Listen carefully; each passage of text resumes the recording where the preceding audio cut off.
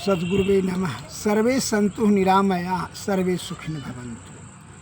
सभी निरोग रहें और सुखी रहें। जब तक आप निरोग नहीं रहेंगे तब तक सुखी नहीं रह सकेंगे। अतः निरोग, आरोग्यता, दीर्घा अवस्था और दृढ़ता, निरोगता प्राप्त करने के लिए आयुर्वेद सर्वश्रेष्ठ सर्वोत्तम सर्वोपरि रसायन है, ऐसा भगवान धन्वंतरी साहब ने कहा।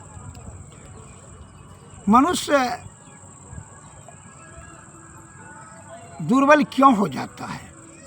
उसका मूलतः 3 कारण है संक्षिप्त भाषा में। और उसे जैसे रोगों का संक्षिप्त में होने का 3 कारण है, कफ, पित्त और वायु। ये तीनों में से कोई दोष अगर कुपित हो जाती है तब रोग की उत्पत्ति का कारण हो जाता है।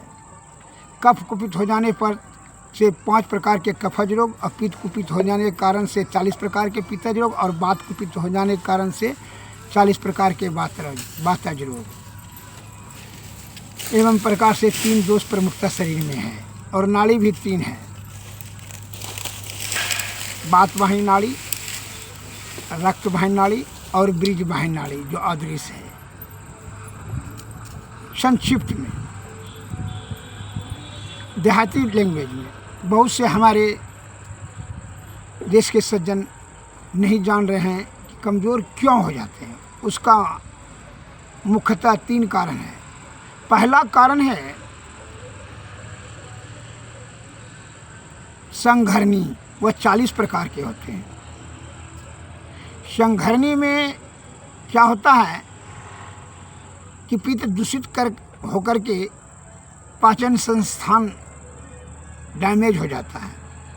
अग्नाशय में अग्नि क्षोभित होकर के छिन्न हो जाती है। उसका दुष्परिणाम होता है कि मलाशय तक वह जो भोजन जाकर के जाते जाते सड़न पैदा कर कृमि हो जाता है। वह कीटाणु जो है बड़ी आँख में जाते कीटाणु हो जाता है, उसी को जो है पाचन का रस दूषित हो जाती है और खुचुर खुचुर पैखाना होने लगता है। बार बार लेटरिंग होता है, लेटरिंग एक बार क्लियर नहीं हो पाता है। कभी आँत कभी पेचिस। अभी के डॉक्टर ने मिक्सचरस कहते हैं, क्रोनिक डिसेंट्री कहते हैं, लेकिन हमारे प्राचीन बुद्धिजीवी ज्ञानी ध्यानी वैद्यगणों ने शास्त्र में ज्ञान लिखा है संघर्णी, वो 40 प्रकार के हैं। आँव, पेचिस, लट्ठा लट्ठा गिरना, लज्जा गिरना, मल लठगरा गिरना, बिना पचा हुआ गिरना, मन पाचक रस आपका मल वाहिनी संतान से फेंकते जा रहा है, अवशोषण नहीं कर पाती है, बड़ी आँख में कीटाणु हो जाता है, इसके कारण से गैस अधिक बनता है और बदबूयुक्त होता है। और वह गैस जब वह पेट में घूमता है तो उसको गैस्ट्रिक कहते हैं उदावर्त हिंदी में। लेकिन वही गैस अगर यदि प्राणवायु हार्ट में घुसता है तो हार्ट डिजीज हो जाता है, प्राणवायु को धक्का मारता है, जिसके कारण से हृदय धड़कन बढ़ाता है। अगर यदि वह कुपित होकर स्नायु तंत्र में चला जाता है, जैसे कि कमर में गया तो कमर में दर्द, इधर ठोलना में गया, जांग में गया, इधर जो गया है तो इधर दर्द, सैटकाबाद को सैटकाबाद, वह जो है वायु कुपित हो जाता है। वह वायु जब कुपित हो जाता है तो वह स्नायु तंत्र में नस में प्रवेश कर करके कुपित हो जाता है, रक्त संचालन बाधा करता है। वह 84 प्रकार के वात रोग उत्पन्न होने का कारण है, जिसको कि बीपी कहते हैं, उच्च रक्तचाप। वह गंदा वायु ने, जो गंदा वायु बनता है, वह गंदा वायु ने बढ़िया वायु को जो है बयान वायु को धक्का मारता है, जिसके कारण से रक्त संचार में उच्चता होता है, तीव्रता हो जाती है, इसलिए उच्च रक्तचाप भी हो जाता है। Constipation is main cause of all disease, कब्ज सभी रोगों का मूल कारण है। संक्षिप्त में मैं बताना चाहता हूँ कि पहला कारण है, अब जब विषाणु कीटाणु हो जाए बड़ी आंत में तो वह अंडाणु दिया हुआ, वह रक्त कण भी दूषित हो जाता है, और रक्त कण जब दूषित होगा तो ब्रिज भी दूषित हो जाएगा, और जब ब्रिज धातु जब दूषित हो जाएगा तो क्या होगा, क्षोभित कर करके पेशाब के रास्ते से निकलने लगेगा, वो परमेय हो जाता है, और जब पुराना परमेय होता है तो मधुमेह हो जाता है। तो कहने का तात्पर्य है कि पहला मनुष्य का दुर्बल होने का कारण है 40 प्रकार के संघर्णी। संघर्णी में मल मार्ग से शक्ति गिरते जाना। और तब दूसरा कारण है परमेह, पौरो संयुग मोय का हो परमेह।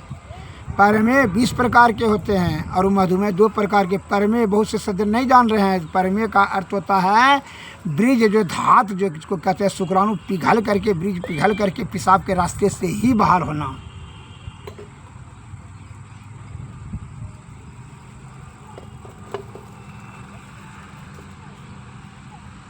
इस प्रकार से परमेह कहा जाता है।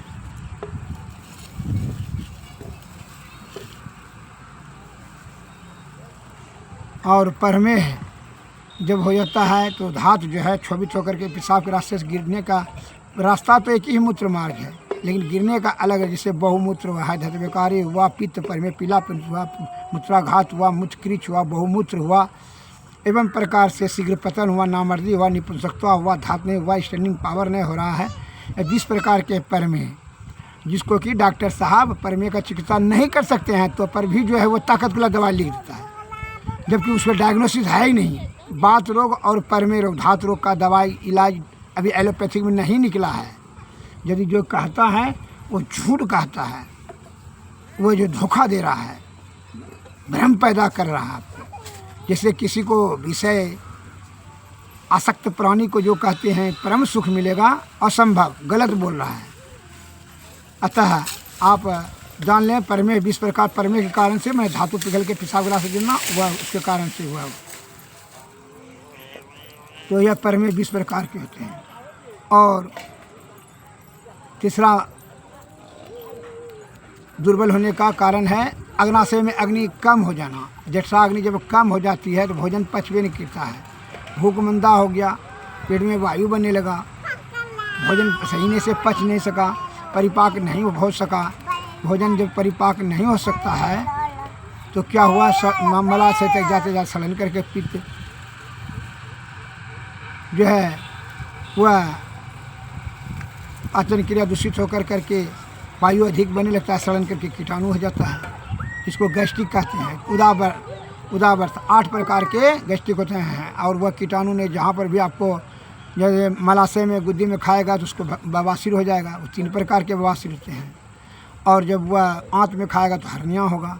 वही लीवर पर आक्रमण करेगा, वही विषाणु कीटाणु जो बनता है उसे है वह लीवर में फुंसा होगा, जिसको इन्फेक्शन कहते हैं डॉक्टर साहब। एवं प्रकार से मूल बात जब है आए तो जो है the less you the better leave come to the point. संक्षिप्त में मैं यह कहना चाहता हूँ, इसीलिए विद्वान अंग्रेजी के विद्वान ने लिखा है constipation is main cause of all disease. कब्ज सभी रोगों का मूल कारण है। कब्ज के कारण से नाना प्रकार की बीमारी पैदा हो जाती है। अतः इस बात को ध्यान रखें कि कब्ज नहीं होने दें। कब्ज होगा भी तो आप कोशिश भी नहीं रखें।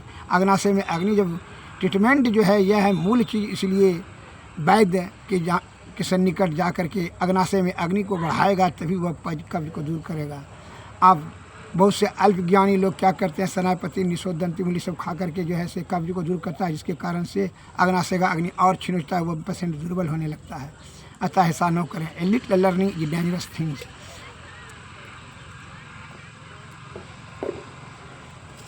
जो है अतः इस प्रकार से दुर्बलता को प्राप्त करके मनुष्य अल्प आयुमान रोगाग्रस्त शारीरिक दृष्टि से दुर्बल होते चले जाते हैं। हे हमारे भारत के प्यारे सज्जनों, जिन सज्जन को आयुर्वेदिक के प्रति श्रद्धा व स्नेह है, आप हमसे कांटेक्ट करें, मैं ज्ञान से सेवा करूंगा। 93 34 70 46 25। चिकित्सालय आने का भी यदि जिनको आवश्यकता है तो आ सकते हैं। जो है इस प्रकार से आप लोग को मैं निर्विकार और निष्कपट निरंतर आपको 40 वर्षों से मैं सेवा कर रहा हूँ आयुर्वेद भस्म प्रकरण और जड़ी बूटी प्रकरण से। श्री सद्गुरुवे नमः। विशेष जानकारी के लिए और सेवा हेतु संपर्क करें। मैं आपकी सेवा के लिए निरंतर तत्पर हूँ। यह तीनों कारण का दवाई मैं बताते जा रहा हूँ और सेवा कर रहा हूँ निरंतर और करूँगा। जय हिंद, जय भारत।